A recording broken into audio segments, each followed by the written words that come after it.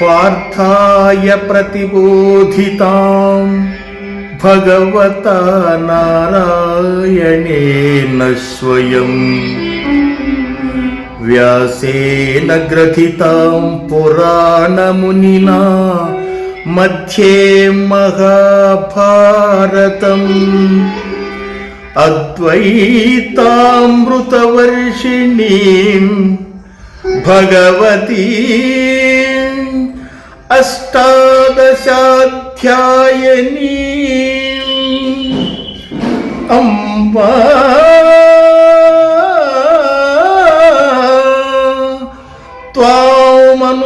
త్వామనుసందధామి భగవద్గీతే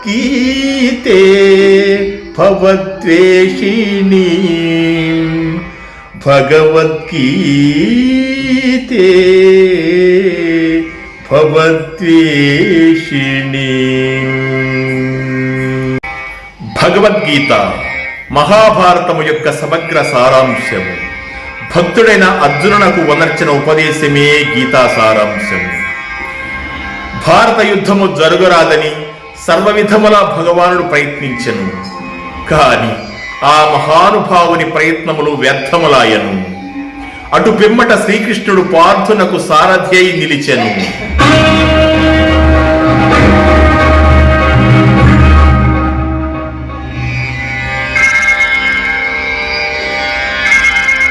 యుద్ధరంగమున అర్జునుని కోరిక మేరకు రథమును నిలిపెను. అర్జునుడు ఉభయ సైన్యములలో గల తండ్రులను, గురువులను, మేనమాములను, సోదరులను, మనుమలను, మిత్రులను చూచి హృదయము ద్రవించి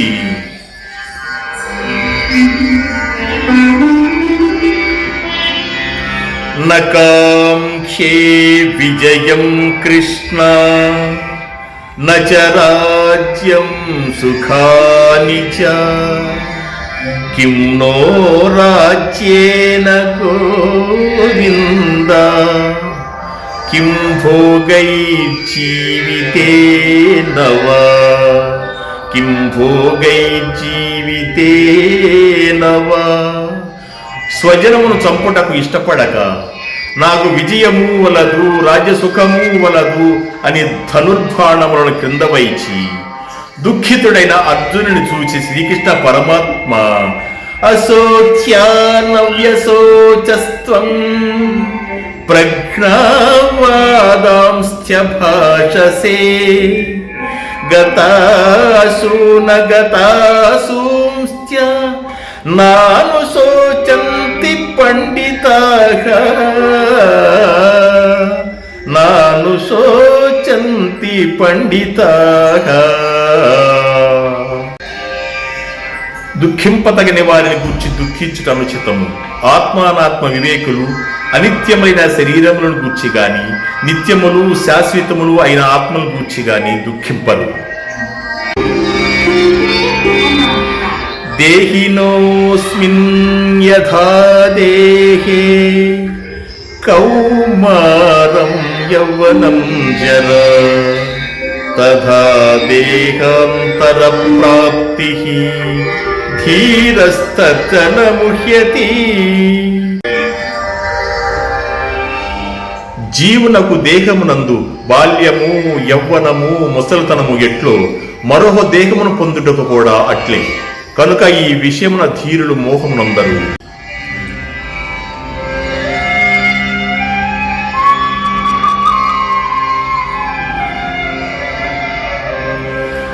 వాసాంసి జీర్ణాని యథా విహాయ నవాని గృహ్ణాతి నరోపరాణి తథా శరీరాణి విహాయ జీర్ణ అన్యాని సంయాతి నవాని దేహి.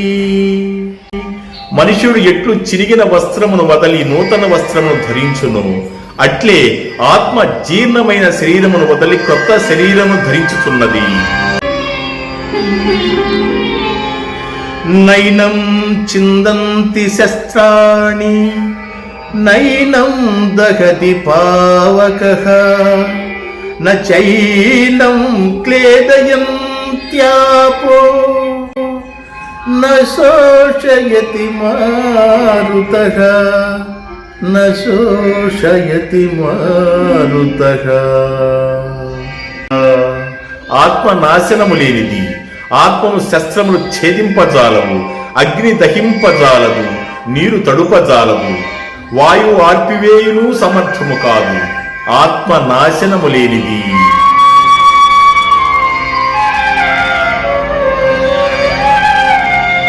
జాతస్య హి ధ్రువో మృత్యుః ధ్రువం జన్మ మృతస్య చ తస్మాదపరిహార్యేత్తే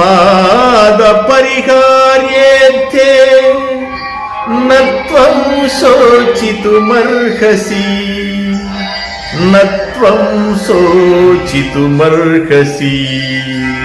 పుట్టిన వానికి మరణము తప్పదు, మరణించిన వానికి జన్మము తప్పదు. అనివార్యమగు ఈ విషయమును గురించి శోకింప తగదు.